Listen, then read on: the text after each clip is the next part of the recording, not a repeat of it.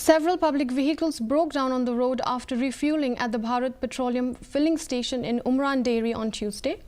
Vehicle owners were stunned when their vehicle malfunctioned, prompting them to contact a mechanic. Upon inspection, it was discovered that the fuel was contaminated with water. The vehicle owners gathered at the petrol pump to lodge their complaints, and the Umran police outpost was called to investigate the matter. In response to the situation, the affected vehicle owners and the petrol pump owner have signed an agreement in which the pump owner will cover the repair costs for the damaged vehicles.